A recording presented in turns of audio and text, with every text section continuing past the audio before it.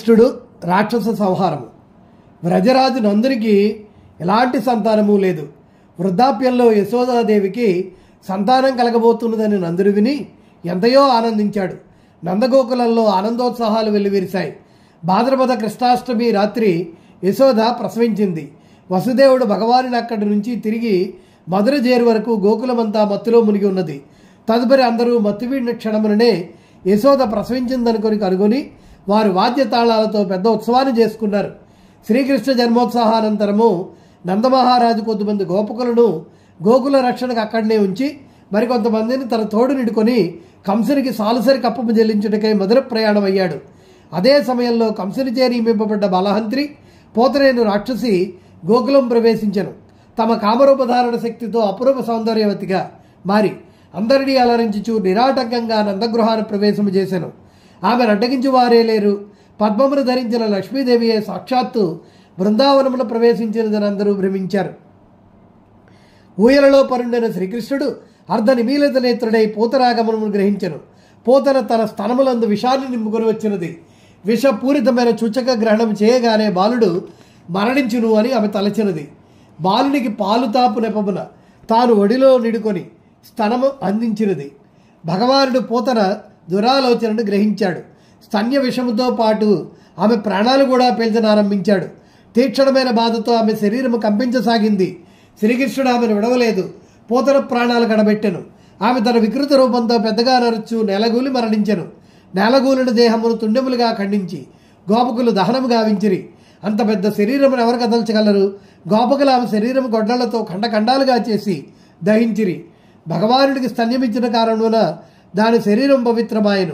మండలలో దహింపబడుచున్న ఆమె శరీరం నుండి సుగంధ వాయువులు వెలువడసాగెను. పోతన వెంబడి వచ్చిన గోపికలు దాని శరీరం మీద నాడుకొనిచున్న శ్రీకృష్ణుని అక్కుని చేర్చుకొని లాలించిరి. కంసుని సుంకము చెల్లించిన పిదప నందుడు వసుదేవుని కలుసుకొనెను.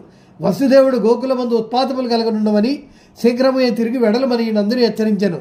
గోకులం ప్రవేశించి దారిలో పడి ఉన్న అనేక మైళ్ళ పొడవు వెడల్పు కలిగిన భయంకరమైన పూతన మృతదేహాన్ని చూశాను. శ్రీకృష్ణుడు తొలిసారి బోర్లబోటు నేర్చుకొనెను. ఆ దినమున యశోదాదేవి పెద్ద ఉత్సవాన్ని చేసెను. ఉత్సవనందు గోపికలందరూ పాల్గొనిరి. యశోదాదేవి శ్రీకృష్ణుడికి పాలు ద్రాగించి ఒక బండి కింద ఊయల బట్టి పరుండ చేసెను. కొంతమంది గోపికలు నచ్చటే రక్షణకై ఉంచి తాను అతిథి సత్కారముల్లో మునిగిపోయినది. శకటాసురుడు కంసుని సేవకుడు. అతను తన మాయచే గోకులము జొచ్చి కృష్ణుని పరుండబెట్టిన శకటమునందు ప్రవేశించెను. ఎంతో వేగమున బండి దోసి బండి కింద పరుండిన బాలకృష్ణుని చంపవచ్చునని ఊహించెను. శ్రీకృష్ణ భగవానుడు వారి భావము గ్రహించెను. ఎంతయో ఆకలి కొన్న వారి వలె కాళ్ళు చేతులు కొట్టసాగెను. వారి పాదముల తాకిడికి శకటం విరిగిపోయెను. శకటనందు దాగి ఉన్న శకటాసురుడు నశించెను. బండిలో ఉన్న పాలు, పెరుగు, వెన్నాగల కుండలన్నీ పగిలిపోయి క్రిందకు కారదొచ్చెను. శకటము విరిగిపడిపోయిన శబ్దానికి గోకులమును అందరూ పరిగెత్తుకుని వచ్చిరి. యశోదాదేవి బాలకృష్ణుని హక్కును చేర్చుకున్నది. ఇదే విధంగా కంసునిచే పంపబడ్డ మరొక రాక్షసుడు తృణావర్తుడు శ్రీకృష్ణుని సంహరించే ఉద్దేశంతో గోకులాన ప్రవేశించెను. ఆ సమయమున యశోదాదేవి శ్రీకృష్ణుని ఒడిలో కూర్చుండబెట్టుకుని ఆడించుచున్నది. తృణావర్తుని రాక భగవానుడు గ్రహించెను. యశోద ఒడిలో ఉన్న శ్రీకృష్ణుడు ఉన్నట్లుండి బరువెక్కనారంభించెను.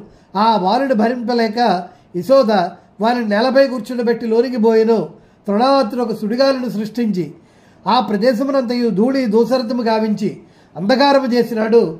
ఆ చీకటిలోన కృష్ణుడు ఎగరేసుకుని పోయినాడు. మొదట ఎంతో తేలిగ్గా ఉన్న బాలుడు రాను రాను భారము కాసాగాడు. ఆ బరువు తృణావర్తుడు మోయలేకపోయినాడు. భగవానుడు తన రెండు చేతులతో వాడి మెడ గట్టిగా నొక్కివేసెను. మెడ నొక్కుడిచే కళ్ళు వెలుపలికి వచ్చెను. నోట మాట రాకున్నది. భయంకరంగా అరుస్తూ నేలపై గూలెను. ఆకాశము నుండి క్రిందకు నందుని గృహద్వారమునున్న రాతి మీద పడితే అతని శరీరము పలు ముక్కలైపోయినది.